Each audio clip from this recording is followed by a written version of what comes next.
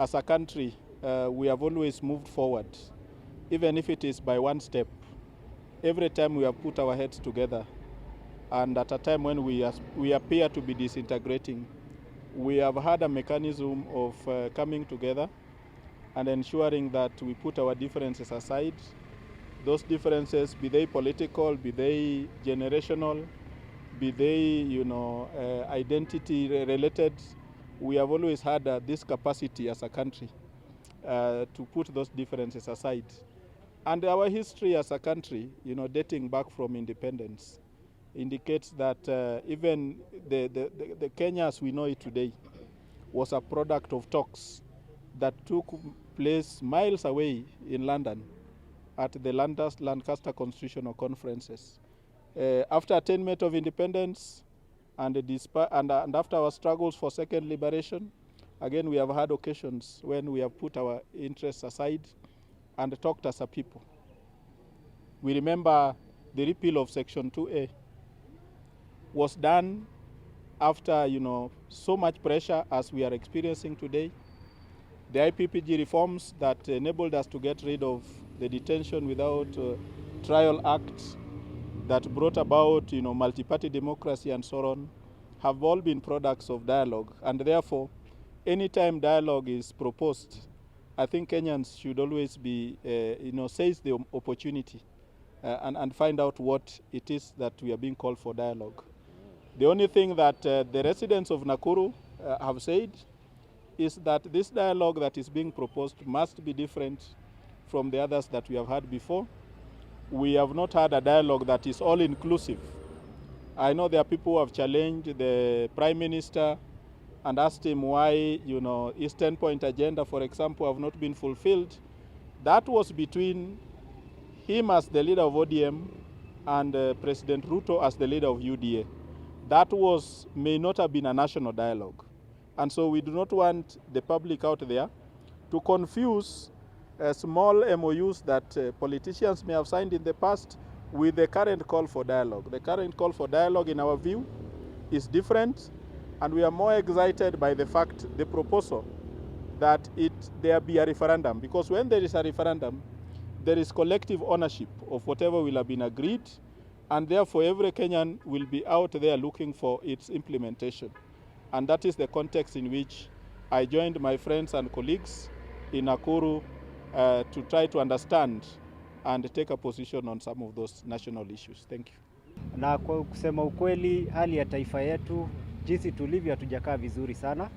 Tumeshuhudia mauaji mengi ya vijana ambao wanajiita Gen Z ambao wamekuwa wakitokea kwa barabara kuinua sauti zao.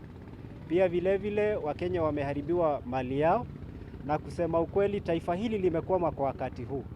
Na kila jamii inatuhumu nyingine. Taifa letu tumeshuhudia wananchi viongozi ambao wamekuwa wakimwaga sumu, wakitisha wengine. Pia vile tumeona maongezi ambayo ni ya kuhujumu katiba yetu. Taifa hili Biblia yake ni katiba hii. Lakini tumeona watu ambao wanaihujumu kila siku, na ni viongozi ambao wana wajibu katika ofisi zao. Ni jambo la kusikitisha sana. Mwananchi ambaye amepewa kiongozi ambaye amepewa mamlaka na mwananchi kusimama na kusema ya kwamba mwaka wa 2027 atakapokuwa tunafanya uchaguzi wetu kutakuwa na wizi wa kura. Tunaelewa vizuri sana kuanzia mwaka wa 92, 97, 2007 kulikuwa na umwagikaji mkubwa sana wa damu katika taifa hili. Na vinonda hivyo vimo katika akilini mwa Kenya. Na vinonda hivyo hakuna daktari wa kuwatibu.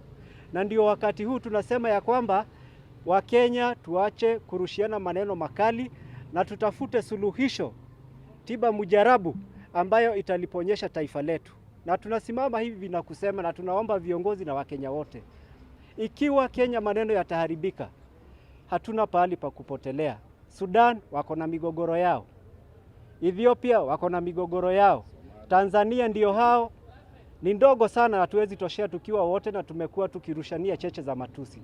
Kwa hivyo viongozi ambao wana imani na taifa hili, tunaomba ni wakati wa kuketi chini na tutengeneze meza ya mduara ili tuweze kujadilia tofauti zetu, tupate njia ambayo itapeleka taifa letu katika mwaka 2027 tukiwa kama taifa, kwa sababu kila siku we are losing a nation. Every day we are losing a nation.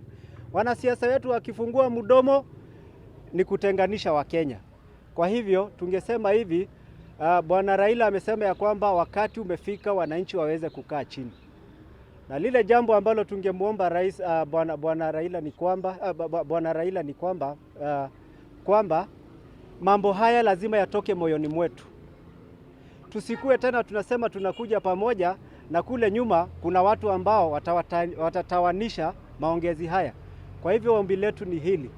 Hatuwezi kusimama na kukaa chini tukiona Kenya ikiharibika. Jenzi ukiwasikia wanaitisha majadiliano ya kitaifa. Kanisa linaitisha majadiliano ya kitaifa. Waislamu wanaitisha mazungumzo ya kitaifa. Wazazi wanasema serikali iongee na vijana. Nadhani wakati umefika mwafaka tuweke tofauti zetu chini, na wale watu ambao hawaamini katika taifa hili wajue ya kwamba wale ambao wanaliamini ndio wengi. Kwa hivyo Bwana Raila, mimi ningesema tuweze kumsikiza nini anasema, lakini hayo mazungumzo lazima yaongozwe na Wakenya wenyewe, na ndio tumesimama hapa leo na kutoa hayo masharti ya kwamba sauti itatoka kwa Wanakenya. That we had our voices in support of the call of dialogue that has been proposed to address the long-standing issues that led to the start of the youth-led countrywide protest of the following conditions. That one, for the dialogue being proposed to be different from those that the country are done before, therefore must be demonstrated goodwill and good faith from key actors, more so from the government that has been at the center of the current accusations of failure to deliver on its elections promises. Two, that as the demonstrations of goodwill and good faith, we call on the government, MPs and elected leaders associated with is to refrain from hurtful and reckless statements that could otherwise incite communities against each other or poison the cordiality necessary to the realization of noble objectives for which the country seems to suggesting for national dialogue. Three, the government should desist from directing the police on how to deal with protesters and instead focus on restoring the integrity of national security agencies that has been greatly undermined in the last 1 year, particularly in the wake of extrajudicial killing and protesters.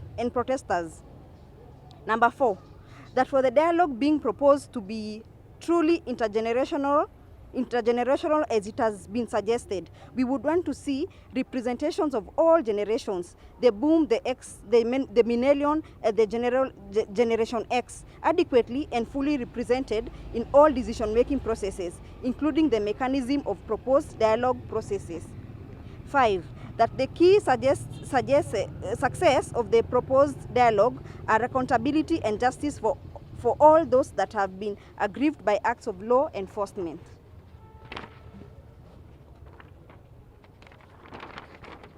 Agencies that have lost lives, limb and livelihoods, we demand that this at the center of dialogue being proposed. In the meantime, we demand that the government respect human rights of all citizens as exposed in the Bill of Rights, and in particularly Article 29 that deals with the rights to security of the persons and the freedom of individual persons. We would also call for concerned and government-led efforts to curb the weaponization and militarization of politics as being manifested in the reemergencies of criminal gangs 2 years before 2027 elections.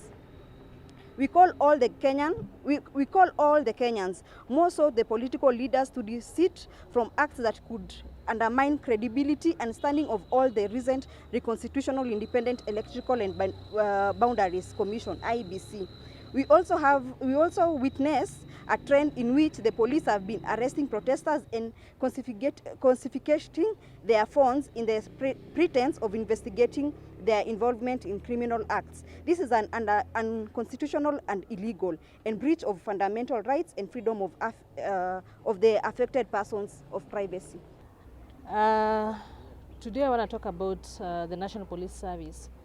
And when I speak about the National Police Service, all we are requesting is the police to honor, or rather to implement, the part of service, because it is no longer Kenya Police Force. It is now National Police Service. So we are requesting them to stop police brutality, to stop extrajudicial killing, and also to give us, as right holders, our rights whenever they arrest us. One thing that is very important, our police officers need to understand that they need to introduce themselves, tell us why they are arresting us, and where they intend to take us, so that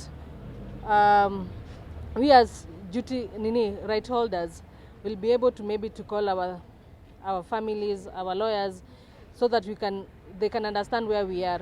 So it's a high time that we are requesting that they should stop abducting young people, because they are out there calling out whenever there's a violation against anyone. They should stop abducting young people, because they are now more empowered, more knowledgeable on how our country is heading. The National Police Service should rather accord us security, and to ensure that our safety is a priority rather than them violating our rights. Then I want to speak about to our political leaders. It's a high time that they need to also to ask themselves, are they really into political just because they want to ensure that their pockets are full, or are they there just to ensure that they give us quality and good services as wananchi? The one thing they should remember is that we are the ones who employed them, and come 2027 we are the ones who are going to make the same information. So I end up by urging all the young people who are now at age of 18 years, they should run to the identification offices and ensure that they register, they get an ID card, so that when we come 2027, we have a good number. And they should not only just take ID cards, but they should ensure that they take the ID cards and run to the IBC offices in their sub-county level, and ensure that they register and start familiarizing themselves with the political leaders who wants to vie come 2027. They should start grilling them, so that come 2027, they'll know who they want to be with. And they should not pick someone because this person has money, but they should pick this person because this person has implemented or done something for the community. This means if right now you're not doing anything, remember 2027 we are going to grill you, and we're going to ask you tough questions of what you've done for us.